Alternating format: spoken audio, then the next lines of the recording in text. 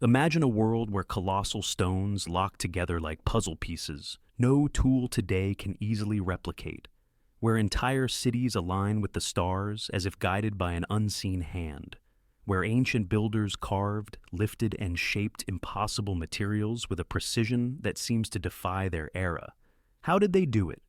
What knowledge have we lost? And why do these structures, spread across continents, share patterns no civilization ever documented? The deeper we look, the stranger it gets, and the answers may be buried far deeper than the ruins themselves. Sacsayhuamán Walls.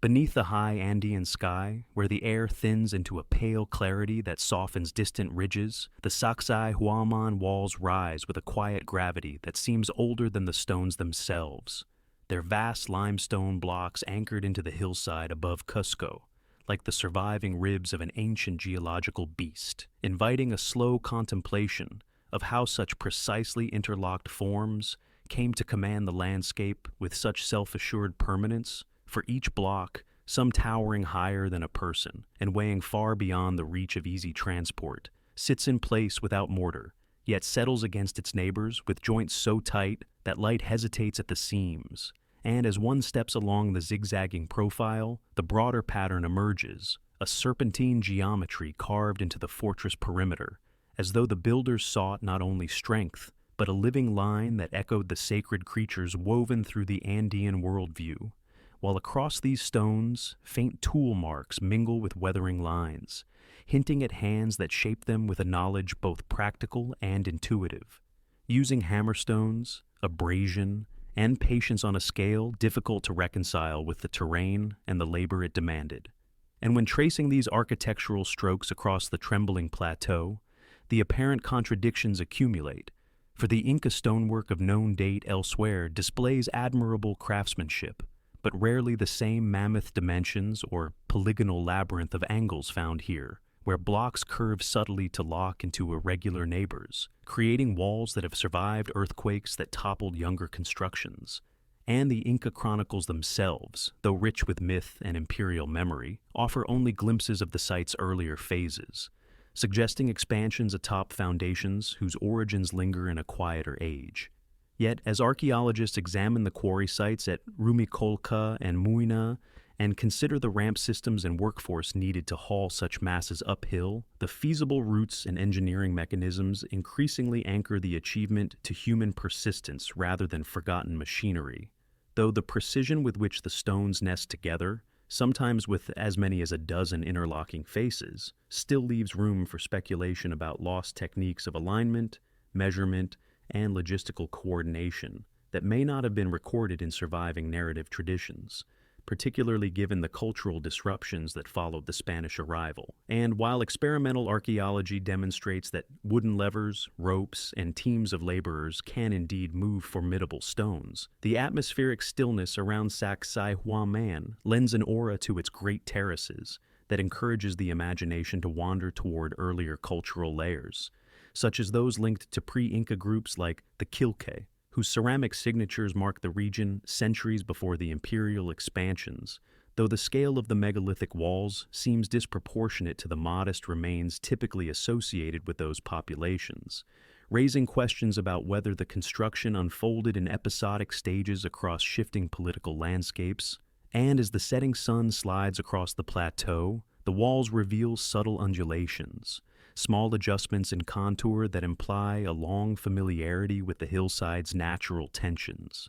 a sensitivity to seismic forces encoded in the angled joints, with each block shaped not to match a geometric template, but to respond to the particular character of the stone beside it.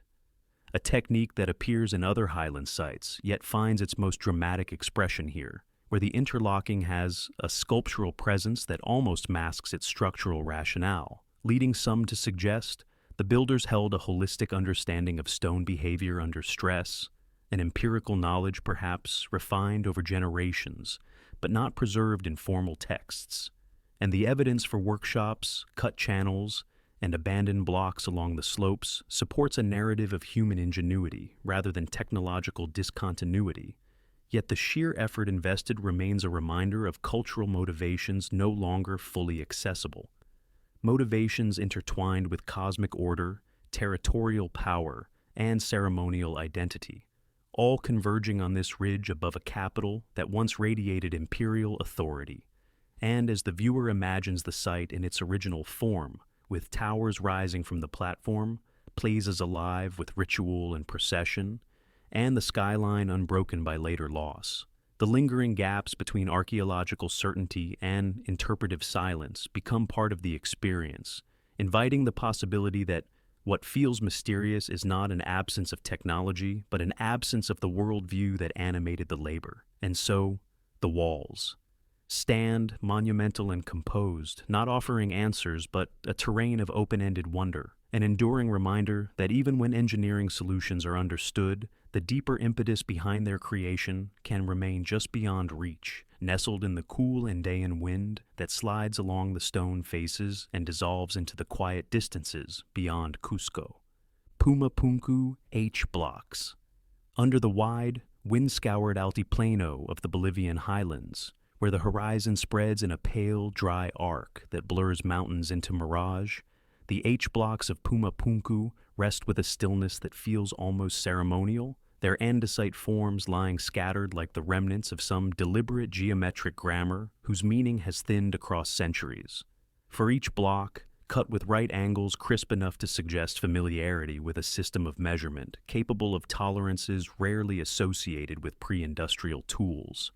invites a lingering gaze at recessed grooves, nested corners, and channels aligned with such quiet purpose that the stone seems to hum with a subdued confidence. And as one walks among these toppled masses, the austere plateau emphasizes their sharp precision, prompting reflections on how a culture working with hammerstones and abrasion managed to shape andesite, a rock harder than most common tools, into components that appear almost modular. Yet the archaeological record traces the site to the Tiwanaku civilization, whose artisans demonstrated remarkable skill in stone smoothing, drilling, and shaping, using known techniques of sand abrasion, stone hammers, and copper alloy implements, methods that, while slow, can produce the very clean planes visible here, though the scattered arrangement of the blocks, many found toppled, broken, or repurposed, complicates attempts to reconstruct their original placement, leaving open the question of whether these architectural pieces belong to a single coherent platform or multiple phases of construction,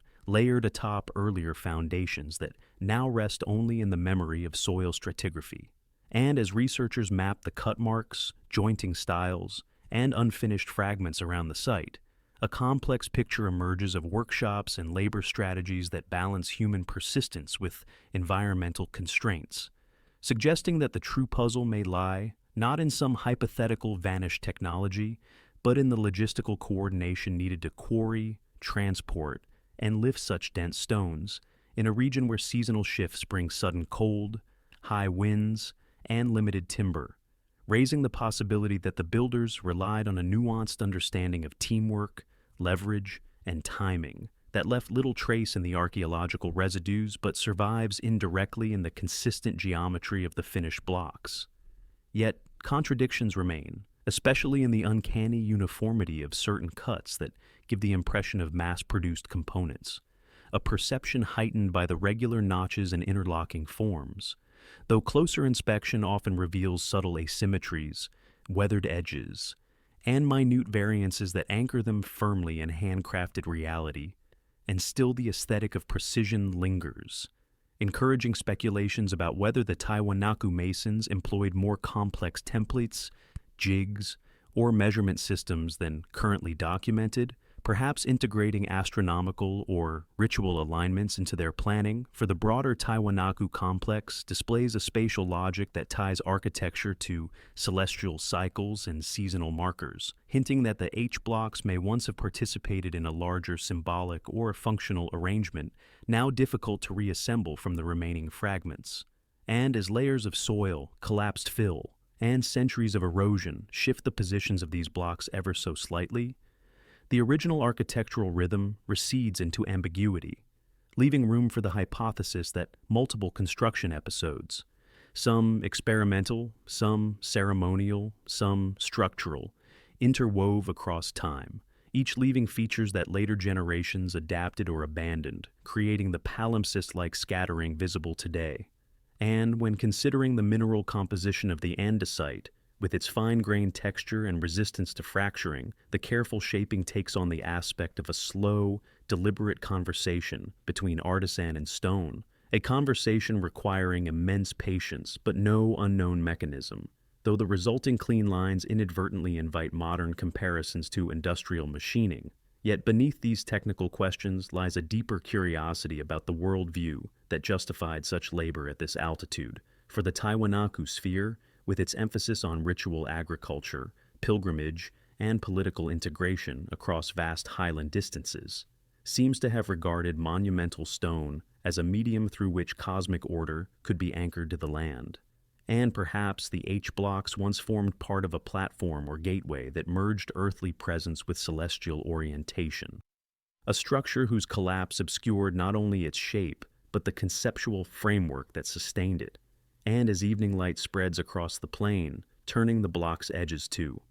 gold, while their recesses pool with shadow, the site feels less like a riddle to be solved than a landscape that quietly resists full translation, reminding observers that even with detailed archaeological insights, there remain aspects of ancient intention, ritual significance, symbolic geometry, the cadence of seasonal gatherings, that survive only in faint echoes detectable through alignment studies and soil layers, leaving the H-blocks as both evidence and enigma, grounded in known craftsmanship, yet always hinting at a larger architectural vision whose outline hovers just beyond reconstruction, dissolving gradually into the cool breath of the high plateau. Polygonal masonry of Japan. Across the wooded foothills of Japan, where cedar forests breathe in slow mist and volcanic ridges fold into one another like pages of a long-forgotten chronicle, the clusters of polygonal masonry that survive in scattered fortifications and enigmatic ramparts rise with a muted authority. Their weather-darkened stones, fitted in sweeping irregular patterns that carry a faint resonance with techniques seen in other corners of the ancient world, yet retain a distinctly local sensibility shaped by seismic tensions, shifting soils, and a cultural landscape layered with early state formation. For these walls, found at sites such as the ruins of Oka Castle, the Kozukobayama complex, and certain Kofun period embankments, present a quiet puzzle in the way their multi-angled blocks nest together without mortar, creating surfaces that yield neither a clear blueprint nor a uniform method, as though each stone were persuaded into position through an unspoken dialogue between builder and terrain. And when approaching these fragments of early engineering, the first impression is not of lost machinery, but of deliberate craftsmanship tuned to the demands of steep slopes and seismic resilience. For Japan's long acquaintance with earthquakes lends a practical explanation to the use of interlocking shapes that distribute stress across multiple contact points. Yet as the mind settles into the rhythm of the stones, contradictions gradually encircle the certainty of purely functional design. For some walls display a level of precision and scale that seems at odds with the tools and organizational structures typically attributed to the periods in which they are often placed. And in a few cases, the individual blocks are so intricately faceted, meeting neighbors along tight, multi-surfaced seams, that the architecture acquires a quiet complexity rarely preserved in the limited written records of early Japan, prompting questions about whether these features emerge from local innovation, the influence of continental engineering traditions, or a lineage of construction knowledge that evolved independently in pockets of regional authority. And as archaeologists map the joints, quarry traces, and distribution of stone types, a fragmentary picture emerges of workshops near volcanic outcrops, where andesite and tuff could be shaped with iron tools in later periods, or stone and bronze implements in earlier ones, though the precise chronology of some masonry segments remains uncertain due to later reconstructions that blend original blocks with renovated sections from medieval castle-building phases, creating composite walls whose stylistic clues can mislead unless carefully disentangled. And this very interweaving of eras adds another layer of ambiguity, for the lines between ancient foundations and later fortification improvements often blur beneath centuries of lichen, root infiltration, and landslide sediment, leaving scholars to sift soil layers and tool marks in an effort to distinguish early experimentation from subsequent refinements. Yet, amid this technical scrutiny, the stones maintain an aura that encourages more speculative reflections, particularly when considering the rare examples where the polygonal arrangements approach a near sculptural intuition, shaping contours that seem almost tailored to the flow of the earth beneath them, as if the builders possessed a practiced sense of how to coax stability from irregular geometry in a landscape of shifting tectonics. And such sensitivity, though perfectly achievable with patient craftsmanship, suggests a long-standing tradition of stone handling whose origins may precede the surviving structural remains, a tradition carried through hands but not through texts, leaving material traces without narrative explanation. And the scarcity of large-scale megalithic construction in most of Japan's early periods deepens the tension between modest socio-political structures and the ambition reflected in the more elaborate polygonal segments, inviting hypotheses that small groups of highly skilled artisans worked under localized authorities or ritual institutions, drawing upon a mixture of imported and indigenous methods without leaving written testimony of their techniques, while the broader historical record hints at waves of cultural contact across the Korean peninsula and through maritime networks that could have transmitted certain approaches to stone shaping, though the distinctively Japanese adaptations, especially the way some blocks taper inward or curve to match incline angles, anchor the masonry firmly within its own landscape logic. And as one studies the incomplete circuits of walls, the collapsed buttresses, and the half-buried faces peeking through roots, it becomes clear that many of these structures were less fortress and more platform, terrace, or ceremonial boundary, suggesting functions that merge defense, display, and ritual delimitation in proportions that remain partly obscured, particularly when later castle-building traditions repurposed earlier foundations, overlaying them with straight-line gun battery bastions that altered the original configurations. Yet, even beneath these later impositions, the older stones retain a softness of contour, a slight inward lean, or an asymmetrical step that hints at prior intentions rooted in the need to stabilize against landslides or to form processional terraces overlooking valleys once tied to mythic geography or regional governance. And as twilight settles across these forgotten works, the stones shift from geometric puzzle to atmospheric presence, their irregular shadows falling across moss and leaf litter in a pattern that echoes the subtle order concealed within their joints, reminding the observer that the line between engineering solution and cultural expression is often thin for the builder's choices, whether driven by necessity, aesthetics, or inherited method, are ultimately recorded only in the forms left behind, while the motivations and conceptual frameworks that shape them persist as faint silhouettes, perceptible yet unreachable. And so, the polygonal masonry of Japan endures as a quiet testament to a craft both knowable and elusive, grounded in practical adaptation to seismic terrain, yet tinged with the lingering possibility that its most intricate examples reflect a chapter of architectural thought whose pages have not fully survived, leaving the stones to speak in the soft language of joined angles and weathered surfaces, offering no definitive explanation, but an open invitation to trace their lines deeper into the forested hills, where history and landscape converge in steady, unresolved harmony. Lion Gate of Mycenae. Under the pale radiance that settles over the Argive plain at dawn, when the hills of the Peloponnese rise in muted tiers and the air carries the faint mineral scent of ancient limestone, the Lion Gate of Mycenae stands as a formidable threshold between the living world and the layered memory of a Bronze Age citadel,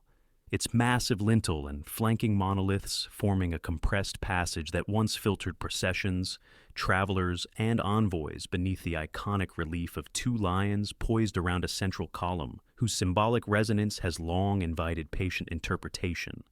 For the figures, carved not from the surrounding conglomerate, but from a finer limestone, suggest an artistic intention distinct from the structural gravity of the walls below, implying that the gate was both practical and ceremonial, yet the sheer scale of the blocks forming the Cyclopean fortifications introduces a quiet tension into the scene, for these stones, some weighing dozens of tons, appear arranged with an ease that belies the physical constraints of Bronze Age technologies, even as archaeological evidence confirms the use of simple levers, sledges, and coordinated labor in constructing these towering ramparts that sweep around the citadel's spine, and as the approach ascends the engineered slope, designed to expose incoming visitors to strategic vantage points of defenders above. The gate emerges not merely as an entrance, but as an experience, a deliberate narrowing of space that directs movement through a controlled aperture.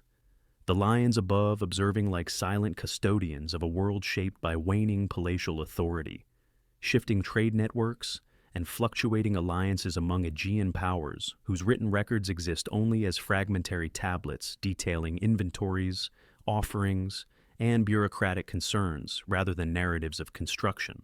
Yet, contradictions linger in the way these colossal blocks settle together in somewhat irregular courses that still manage to convey a sense of deliberate intention, their rough outer faces giving the impression of raw might, while their hidden joints hint at a system of alignment that prioritizes stability without striving for the fitted precision seen in other ancient masonry traditions. And this blend of enormity and efficient imperfection has tempted later observers to wonder why the Mycenaeans, proficient with smaller ashlar masonry in other contexts, chose such gargantuan stones for their core defenses, though geological studies indicate that the nearby limestone outcrops provided naturally large boulders whose fractured shapes encouraged a building style that emphasized mass over refinement,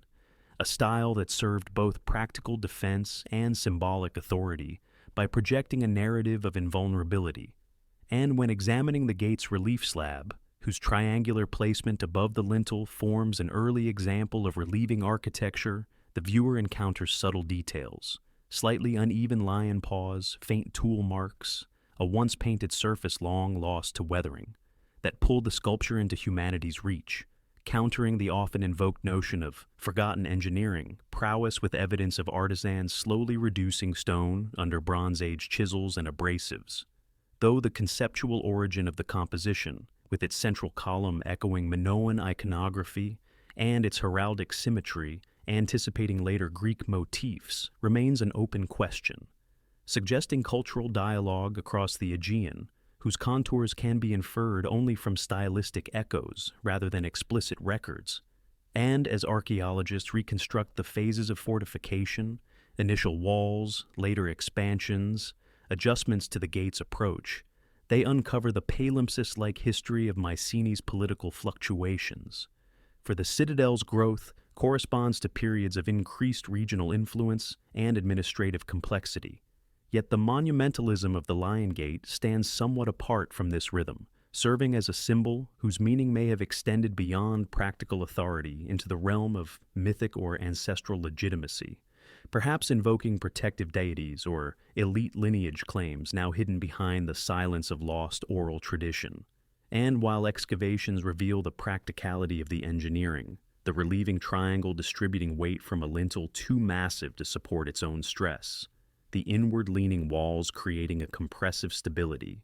the emotional resonance of standing beneath the gate invites more speculative reflections, particularly when considering the collapse of the palatial system that followed within a few generations, leaving the once imposing entrance to weather centuries of abandonment, reoccupation, and reinterpretation, until later Greek historians attributed the Cyclopean walls to mythical giants, a cultural memory that preserved awe even as it erased specificity. Yet the gate's survival, despite earthquakes, invasions, and shifting regimes, speaks to a structural logic grounded in an intuitive understanding of mass and compression, rather than any esoteric technique. Though the decision to carve a symbolic relief above a military choke point suggests a worldview in which art and authority were inseparable, each reinforcing the other through carefully orchestrated spatial experience. And as sunlight shifts across the citadel's terraces, casting angled shadows beneath the lions' bodies and illuminating the worn threshold stones where countless feet once passed, the structure softens from monumental certainty into something more intricate, a remnant of a society whose complexities remain partly hidden in untranslated ideologies and incomplete archives, and the mixture of assured engineering with artistic subtlety opens an interpretive space where questions about cultural intention, ritual movement, and the psychological impact of architecture linger without firm resolution. And when dusk gathers around the gate, settling into the crevices of the conglomerate blocks and blurring the lions into silhouettes, the structure returns to its earlier stillness, neither surrendering its past nor fully concealing it, standing instead as a threshold into an ancient imagination that modern scholarship can outline but not fully enter. Leaving the Lion Gate as an enduring emblem of Mycenaean ambition whose deepest meanings unfold only in hints, like distant echoes carried through the quiet valleys beyond the citadel's walls, where history and myth drift together in unresolved, compelling harmony. Arkaim Fortress. Across the rolling steppe of the southern Urals, where the grasslands stretch in muted gold beneath a restless sky, and the horizon dissolves into a low shimmer of wind-driven dust, the circular outline of the Arkaim Fortress emerges from the earth with a restraint that belies the intricacy once encoded in its timber and clay geometry. For beneath the surface traces lies a concentric design of dwellings, passageways, and defensive walls arranged with a symmetry that hints at a culture conversant with both practical settlement planning and a broader cosmological sensibility, though the layers of time and soil have softened the details into a faint ring, discernible only through excavation maps and scattered post-hole patterns that reveal a society whose architectural clarity contrasts with the ambiguity surrounding its identity. And as archaeologists piece together the remnants of burned beams, clay floors, and sunken hearths, a picture emerges of a fortified settlement belonging to the Sintashta, or early Andronovo cultural horizon, communities whose metallurgical skill, pastoral traditions, and ritual practices left a broad yet fragmentary footprint across the steppe, suggesting that Arkaim was neither city nor fortress in the conventional sense, but a multi-purpose locus where domestic life, craft production, and ceremonial activities interlocked in a plan so rigorously circular that each dwelling opened inward toward a shared courtyard, implying a communal orientation shaped by security concerns and social cohesion. Yet contradictions linger in the site's dual nature, for while its outer wall, defensive ditches, and controlled entry points imply a settlement prepared for conflict or vigilance, the precision of its layout, with radial partitions and aligned doorways, hints at symbolic considerations that extend beyond mere survival, especially given that some researchers have noted astronomical correspondences between structural axes and seasonal solar events. Though such alignments remain the subject of cautious debate rather than firm consensus, pointing instead to the wider pattern of steppe societies integrating celestial observation into aspects of ritual calendrics without requiring architectural astronomy of the kind associated with later monumental cultures. And as investigations uncover slag, furnace remains, and traces of copper and bronze working, the settlement reveals its industrial character, a place where metallurgists produce tools and weapons with notable skill. Yet the careful organization of workshops and distribution areas suggests an administrative or ritual structure overseeing the labor, though no written language survives to indicate how authority was exercised or how decisions were coordinated within the circular design that seems both practical and ideologically charged. And this interplay of engineering, ritual, and daily life deepens the mystery surrounding Arkaim's brief occupation, for the settlement appears to have been intentionally burned, perhaps abandoned, or ritually terminated, leaving behind a charred archaeological snapshot that preserved floor plans, storage pits, and animal remains in unexpected detail, while simultaneously obscuring the reasons for its demise, whether conflict, internal restructuring, environmental stress, or ceremonial closure marking the end of a social phase now only faintly inferable from architectural residue. Yet the methodical layout, with its dual walls, drainage systems, and standardized dwelling units, encourages speculation about whether the inhabitants relied on inherited building traditions passed through generations of steppe mobility, or whether Arkaim represents a rare experiment in planned settlement, a temporary crystallization of architectural ideas usually dispersed across seasonal encampments and smaller fortified sites. And the unusual concentration of craft activities may indicate that the community served as a node in wider exchange networks linking the Ural foothills to distant regions through trade, marriage alliances, and ritual gatherings. Threads of connectivity only partially visible through metallurgical analysis and comparative artifact distributions. And as scholars trace the patterns of burial mounds and outlying ritual features, connections to chariot-associated Sintashta graves emerge, suggesting a society invested in elaborate funerary practices that combined warfare symbolism, animal sacrifice, and status display. Yet Arkaim itself yields minimal burial evidence within its perimeter, perhaps reflecting a spatial distinction between the realms of the living and the dead, a boundary reinforced by the settlement's circular form that may have encoded social hierarchies or cosmological divisions now challenging to reconstruct. And the absence of monumental stone architecture shifts attention to subtler forms of planning, such as the standardized widths of passageways, the repetitive arrangement of dwelling modules, and the careful grading of the outer ditch, features that imply a community capable of coordinating collective labor without leaving behind the textual or emblematic markers typically associated with formal states, raising questions about how leadership was structured and how decisions achieve such architectural coherence in a mobile pastoral milieu. Yet amid these analytical attempts, the site retains an atmosphere of spacious enigma, for the low wind sweeping across the steppe blurs the sharp lines scholars draw, reminding observers that even detailed excavation cannot fully convey the lived experience of a circular settlement whose residents navigated questions of identity, environment, and belief without the monumental ambition seen elsewhere in ancient fortified landscapes, relying instead on timber, earth, and fire to shape a world both durable and vulnerable. And as dust settles over the plains, softening the outlines of the reconstructed perimeter and casting long shadows across the faint depressions where houses once stood,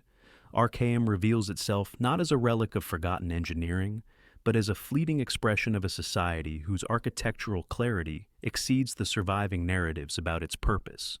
leaving open the possibility that the circular plan encoded meanings now dispersed across scattered artifacts, burned timbers, and regional echoes. And in this quiet ambiguity, the fortress endures, neither surrendering its intentions nor concealing them entirely,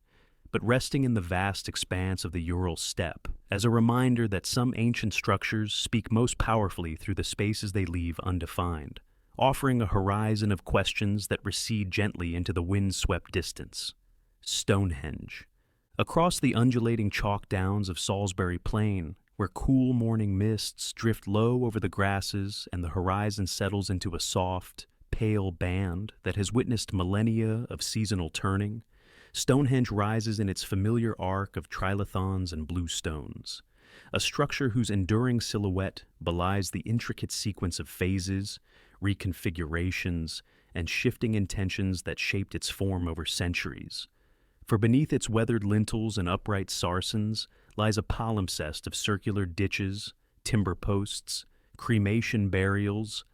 and alignments that trace a long conversation between landscape, community, and celestial rhythm. And when one approaches the monument from the ancient processional route, its gentle incline worn by generations of ceremonial passage, the first impression is one of calculated openness, the stones framing sky and horizon rather than enclosing space, suggesting a purpose tied to visibility and movement rather than monumentality alone, even as their sheer size and paired arrangement invite quiet reflection on the logistical demands of hauling multi-ton sarsens from the Marlborough Downs and transporting smaller bluestones from distant Preseli outcrops in Wales, journeys feasible through human ingenuity, yet still remarkable for the coordination required in an era without wheeled vehicles in common use. And as the monument's broader context unfolds, Aubrey holes encircling the site, long barrows and cursuses stretched across the plain, and timber circles at nearby Durrington Walls echoing a seasonal symmetry, Stonehenge emerges as one node within a wider ritual landscape that may have guided movement between realms of the living and the ancestral, though the precise choreography of these processions remains only partially reconstructible from post-hole patterns and artifact dispersal, leaving ambiguities that thread through every interpretation of the site. Yet the alignment of the great trilithons toward the midsummer sunrise and midwinter sunset offers a steady anchor amid these uncertainties, marking the monument as a place attuned to solar cycles, though whether the alignment served calendrical, ceremonial, or symbolic roles, or blended all three, remains a matter of cautious conjecture, for archaeological evidence suggests gatherings tied to feasting, seasonal transitions, and distant social networks, yet does not specify how the celestial moments were understood within the belief systems of the Neolithic communities who built and used the site.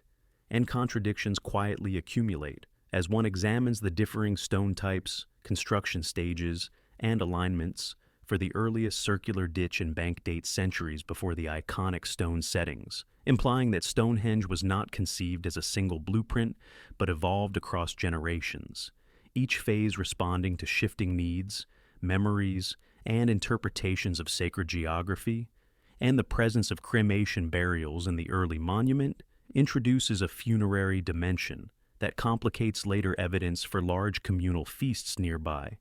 suggesting a landscape where the boundaries between ritual, remembrance, and seasonal gathering overlapped in ways that resist simple categorization.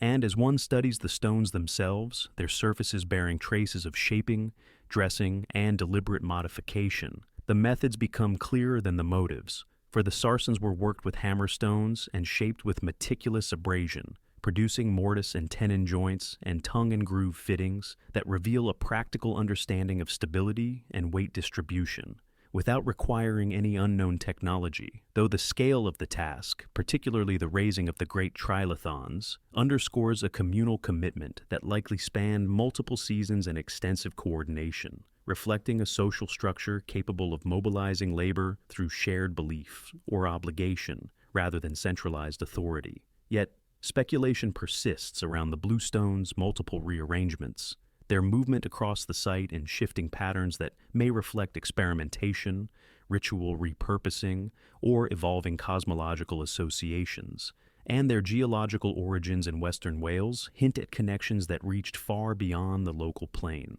perhaps symbolizing ancestral places, alliances, or mythic geographies carried in memory rather than text, threads of significance that elude definitive identification through material evidence alone.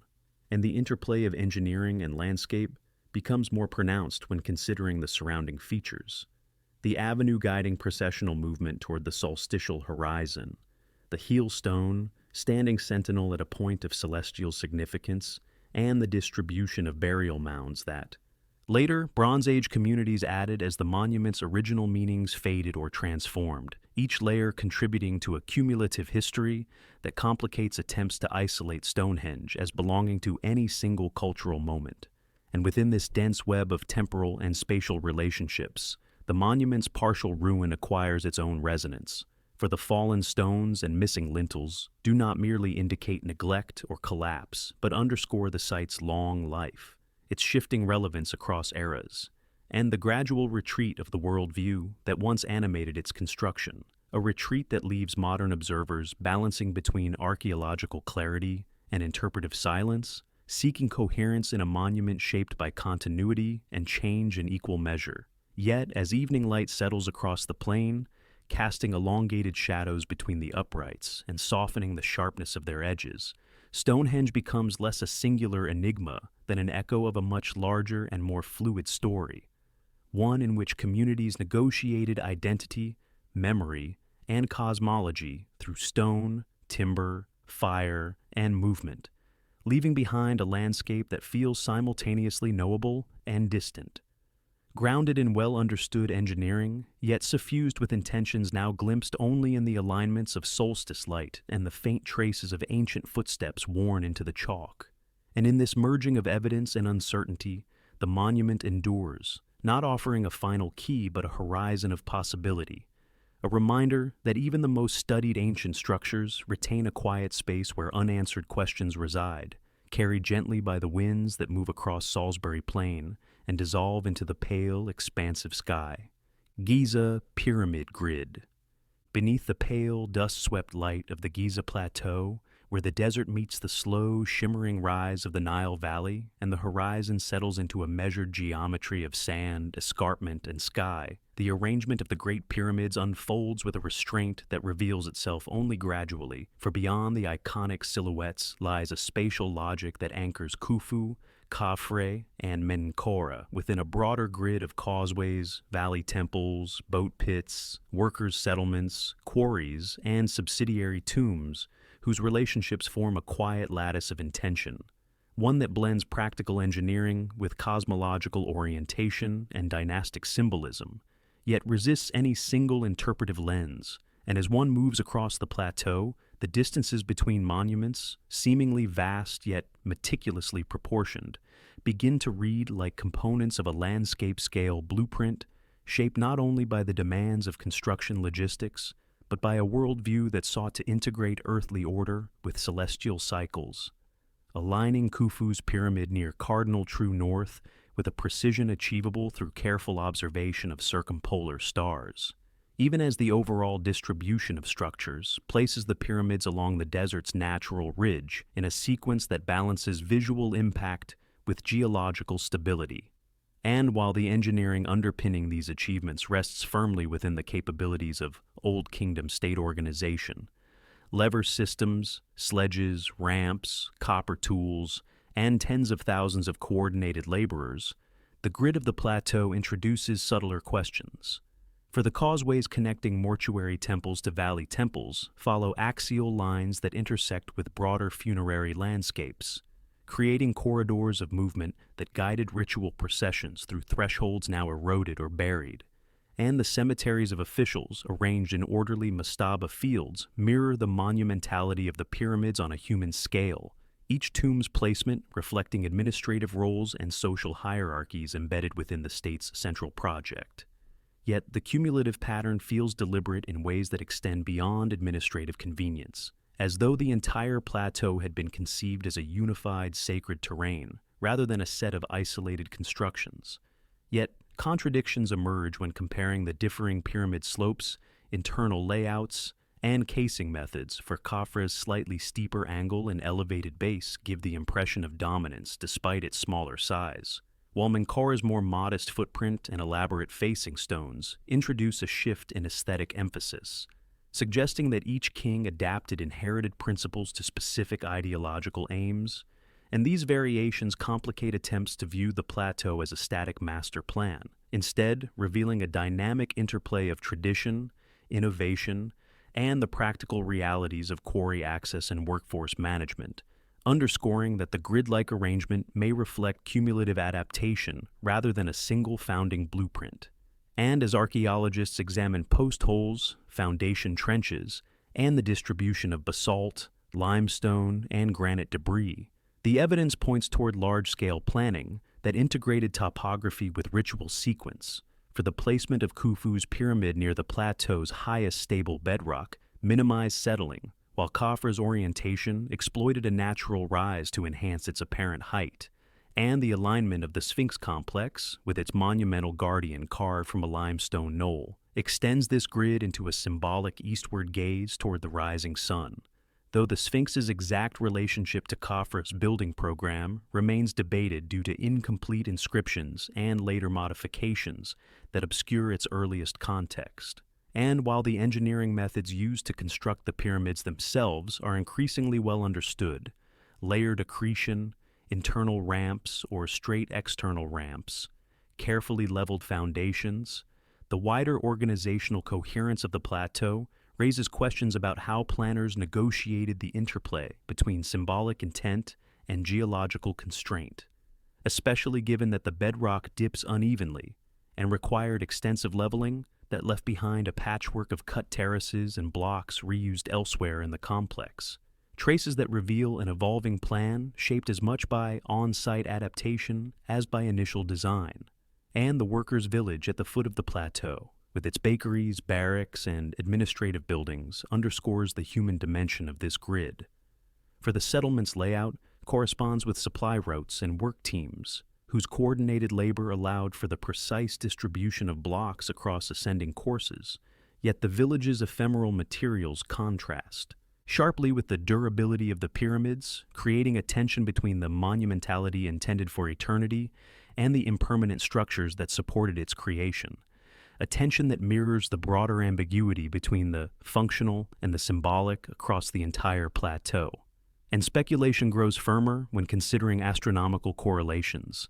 such as the alignment of pyramid shafts with circumpolar stars or Orion's belt, though these interpretations must navigate both the shifting processional sky and the limited textual references from the Old Kingdom, leaving open the possibility that, while celestial symbolism permeated Egyptian funerary ideology, the exact intentions encoded in the plateau's geometry may never be fully retrieved from surviving evidence, especially since later dynasties reinterpreted earlier monuments through different theological frameworks. Yet the plateau retains an atmosphere that encourages such questioning, for, as one walks between the pyramids, the spatial relationships feel simultaneously grounded in practical necessity and suggestive of a larger conceptual architecture, with shadow lines at dawn and dusk tracing patterns that shift subtly through the year, interacting with causeways and temple thresholds in ways that may once have carried ceremonial significance now poorly understood, and the presence of abandoned stone blocks, half-carved elements, and unfinished quarry faces adds layers of incompletion that complicate the notion of a perfectly executed master plan, emphasizing the lived reality of adaptation, seasonal pressures, and resource constraints.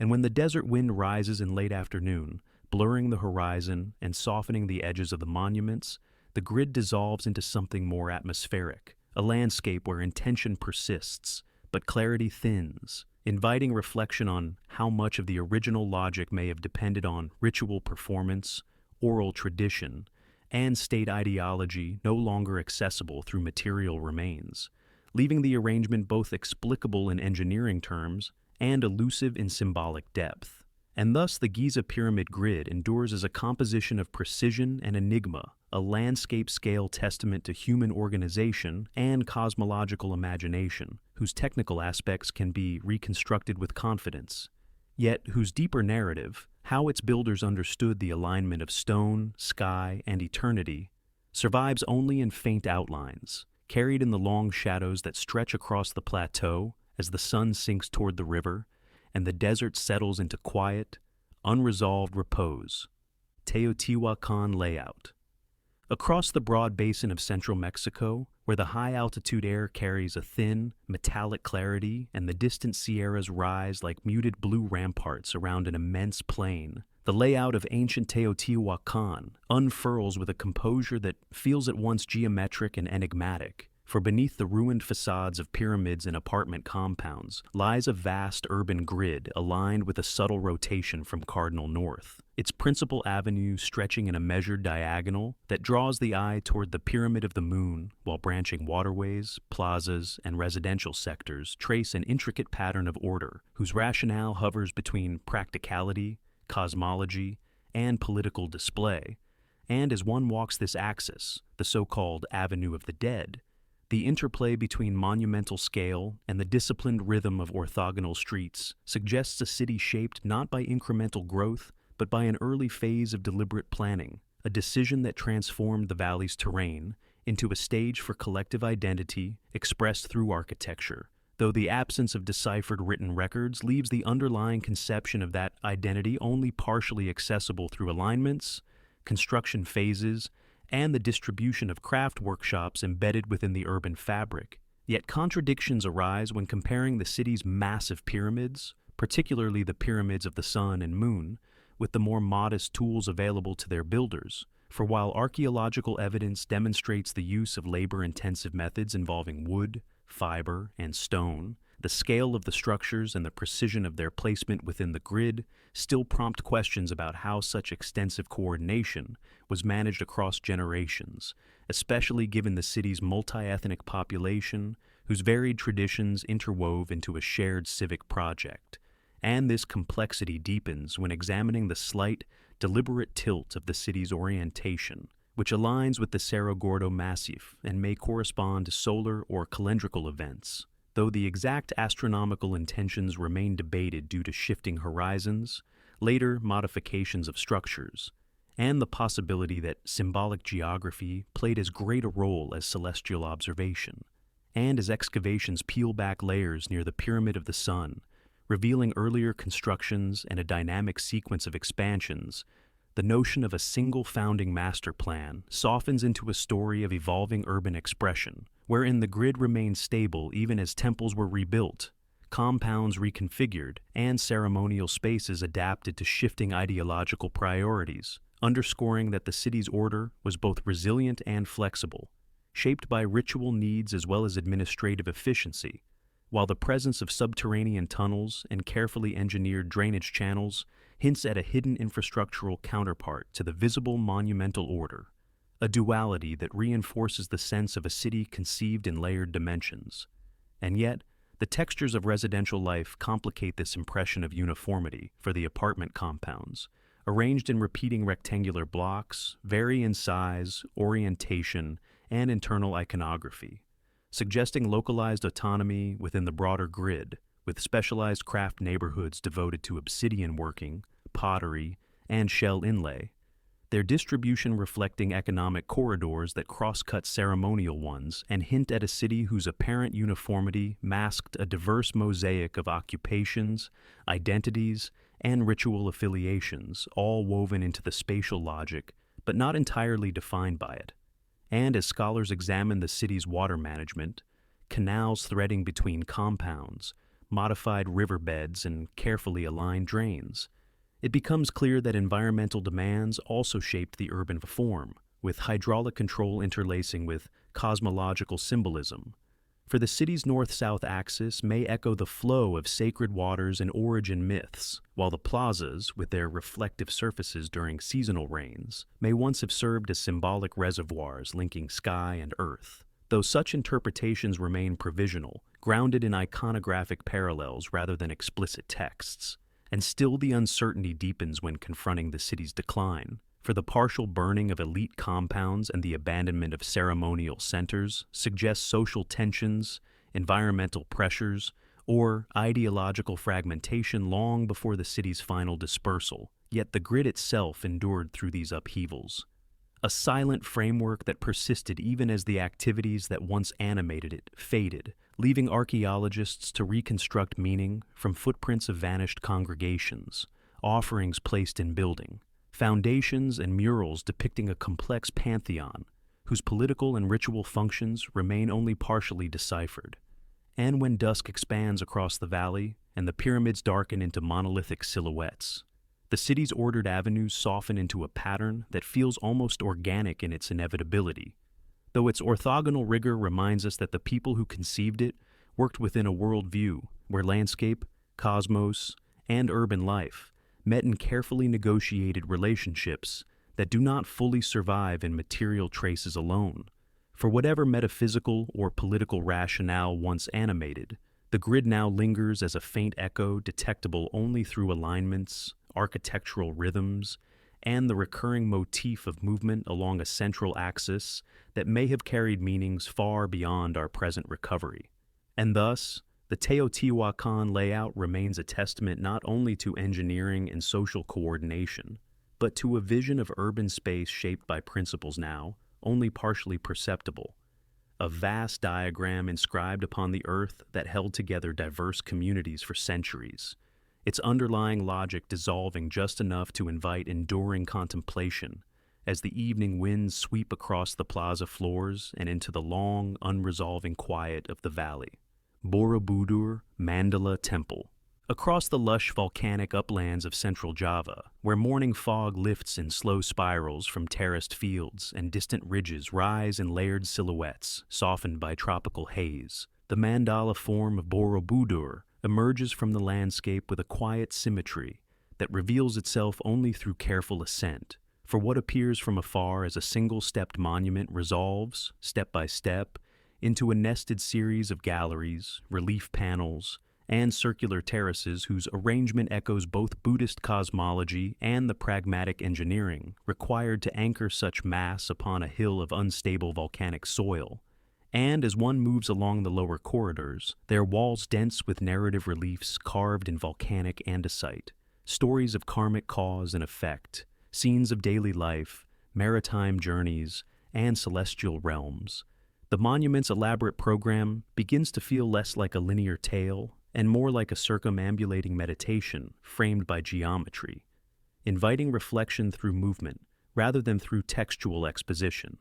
Even though the precise doctrinal intentions behind the sequences remain partially obscured due to the absence of contemporary inscriptions, definitively linking the monument to a particular school or royal patron. Yet the engineering beneath this spiritual architecture introduces subtle contradictions. For the builders, working in the 8th and 9th centuries under the Sailendra dynasty,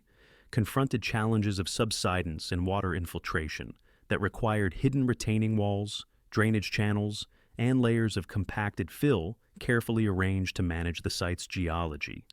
A labor-intensive effort that speaks to both ambition and adaptation, and the discovery of an encased earlier foundation, now sealed beneath the visible structure, reveals that Borobudur was not executed in a single, unaltered vision, but evolved as builders confronted shifting soil and perhaps shifting ideological priorities, leaving behind a complex stratigraphy that hints at decisions both practical and conceptual that no longer survive in surviving chronicles. And as the ascent continues toward the circular terraces, where perforated stupas encircle the summit like a constellation rendered in stone, the monument's geometry softens into abstraction, the narrative reliefs falling away to reveal a space defined by open sky, rhythmic repetition, and the partially enclosed Buddha statues within the latticed stupas, though many of these figures bear signs of later removal or iconoclastic damage whose motivations remain uncertain, reflecting the region's layered religious history and the eventual decline of Buddhist influence as political centers shifted and new spiritual landscapes took shape across Java. And while archaeological restoration in the 20th century stabilized the monument and revealed much about its construction, such as the use of interlocking stones without mortar, the precision of drainage systems, and the concealed base known as the hidden foot with its reliefs of karmic warnings, the deeper question of why Borobudur was abandoned and gradually buried under volcanic ash and jungle growth remains open to interpretation, with hypotheses ranging from political decentralization to the movement of royal authority to environmental disturbances that altered population distributions, though none offers a complete account of how a monument of such scale faded from active ritual use. Yet the monument's mandala-like plan introduces another layer of inquiry, for its combination of square terraces transitioning into circular ones mirrors symbolic diagrams of the Buddhist cosmos, suggesting an experiential metaphor for the path from the material to the transcendent. Though the absence of textual guidance leaves modern viewers reconstructing meaning from architectural cues, comparative symbolism, and the spatial choreography of circumambulation, a method inherently speculative but grounded in the observable integration of form and movement. And as scholars examine the distribution of niches, stupas, and alignments, they note the interplay between mountain silhouettes and the monument's axial relationships, hinting that Borobudur may have been conceived not only as a self-contained mandala, but as a node within a broader sacred landscape that included neighboring temples and volcanic peaks such as Merapi, Merbabu, and Sumbing, though the degree of intentional alignment remains a subject of cautious debate due to the complex topography and potential shifts in sacred geography across centuries. And the monument's location, midway between two rivers and near ancient routes linking competing dynastic centers, complicates any purely symbolic interpretation, suggesting that Borobudur functioned as both a spiritual and political statement, a physical manifestation of dynastic legitimacy expressed through the visual language of the Buddhist cosmos rendered in stone, yet the political circumstances surrounding its construction remain fragmentary, inferred from scattered inscriptions found elsewhere, and stylistic comparisons rather than explicit archival records. And when the summit is reached, the central stupa rises with an unadorned simplicity that contrasts sharply with the dense iconography below, offering no internal chamber or visible image, leaving observers to contemplate whether this emptiness was intended as a symbolic gesture toward the ineffable or simply the architectural resolution of the monument's concentric plan. And this ambiguity extends outward into the surrounding landscape, where the monument's shadow at certain times of day seems to merge with the silhouettes of distant peaks, creating fleeting alignments that may once have held seasonal or ritual significance but now pass without recorded explanation. And as evening settles over the Kedu Plain, softening the reliefs into gentle contours while humid air gathers around the upper terraces, Borobudur becomes less a decoded mandala than a living question. Its elaborate program intelligible in structure, yet elusive in ultimate meaning. A monument grounded firmly in known engineering, artistic skill, and Buddhist symbolism, yet carrying within its terraces and concealed foundations the residue of intentions not entirely recoverable, leaving modern understanding suspended between clarity and silence, much like the twilight that slowly enfolds the monument before dissolving into the enveloping calm of the Javanese night. Angkor Wat Alignment. Across the dense lowland forests of Cambodia, where monsoon clouds drift in slow, towering formations above a patchwork of moats, reservoirs, and tree-lined embankments, the temple complex of Angkor Wat emerges with a composure that belies the intricacy of its astronomical and spatial logic. For beneath its soaring gallery towers and expansive bas-reliefs lies a structure whose alignments, proportions, and hydraulic surroundings invite a long, patient reading of how architecture, cosmology, and kingship intertwined in the Khmer Empire, yet resist any single interpretive thread, for the monument operates simultaneously as a ritual mandala, a political statement, and a hydraulic centerpiece within a landscape engineered to channel not only water, but the flows of symbolic meaning.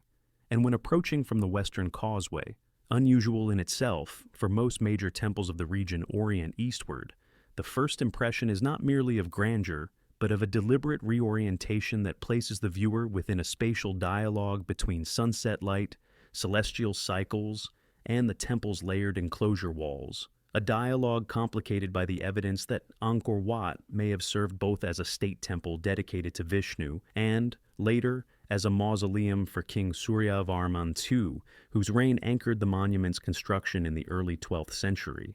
Though the absence of contemporary inscriptions explicitly detailing its design, philosophy leaves the deeper symbolic rationale partly suspended between inference and silence. And as one moves inward along the axial galleries, the precision of the temple's east-west alignment becomes increasingly evident. For the central tower frames the equinoctial sunrise in a way that suggests more than architectural convenience, though whether the builders calibrated the structure for repeated solar observations, or whether the effect is a byproduct of symbolic east-west orientation, remains debated, particularly given the broader Angkorian tradition of integrating cosmological metaphors, such as Mount Meru and the churning of the cosmic ocean, into temple design without necessarily encoding strict astronomical functions. Yet, contradictions accumulate in the way the temple's bas-reliefs, which span epics such as the Ramayana and the Mahabharata, as well as historical processions, blend narrative order with spatial complexity. For while the reliefs seem to guide the viewer clockwise around the galleries in a motion consistent with Vishnuite ritual practice, the architectural layout subtly encourages counterclockwise movement due to its funerary interpretation,